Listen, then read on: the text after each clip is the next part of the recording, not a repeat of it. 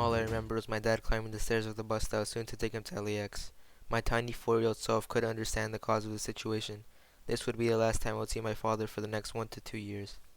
Since birth, I've lived in a small apartment complex on Balboa Boulevard with just my mother, father, and I. Later, my younger sister Sophia. It's a calm neighborhood for the most part, although on Wednesday nights it gets pretty reckless when the biker gangs come out to show their new wheels.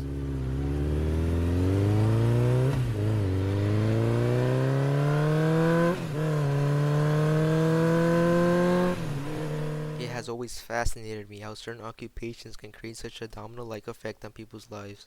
The same group of guys that seem like they're in their late 60s are able to stay connected as a family through something that was once just a hobby, now a lifestyle.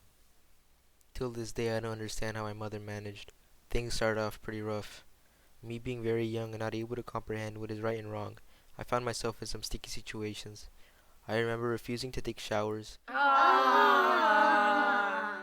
throwing foods at high speeds like I was the pitcher on a baseball team, and drawing on just about every piece of furniture around the house. My mother had this very special antique lamp that was given to her by my father in their first couple of years together. I didn't care. I gave it one look and thought to myself that a big green T-Rex would seem nice on the lampshade. The dinosaur remains on the lamp to this present day. I believe the reason I wreaked havoc so immensely mainly had to do with the fact there was a lack of tension around the house. My father was the man of the house. He understood that it was his duty to make sure that everything was flowing smoothly around the house and that his family was safe. Without his constant control over my shoulder, I must have felt like it was free season. Things went on and on like this until the breaking point was met. My mother called over my uncle from her side of the family to ease up the situation, but there was little to no progress made. Eventually, she made the fundamental decision of putting all on thin ice, so she called up my father.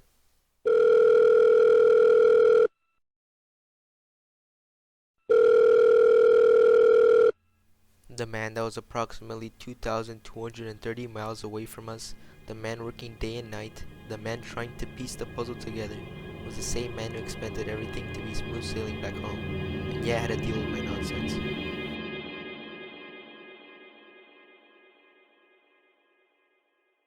I still remember that dramatic phone call I had with him, phrase by phrase, word by word.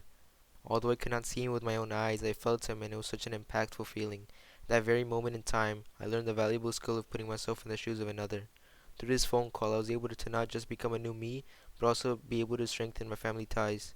Days later, my father and I made the competent discovery of the spark every father and son experiences that ignites the inner flame that is their relationship with one another. We began to send each other something as simple as letters and gifts. At the time, my passion was the monster trucks, my favorite one being the famous Gravedigger.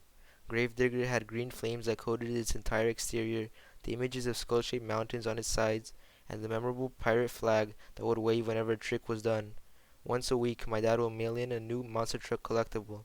They always had me jumping with excitement. This process made time fly. When I received my 20th collectible, there was a note on the back from my dad saying that he would be returning home within the next couple of days, and that was that. Family. We may ignore it at times, but it is what makes us. So cherish those moments together, considering time is limited. The saying goes, if you want to go fast, go alone. But if you want to go far, go together. So go together and accomplish what you think is impossible, because you are capable of doing so. No matter what distances the family, you are still connected at heart.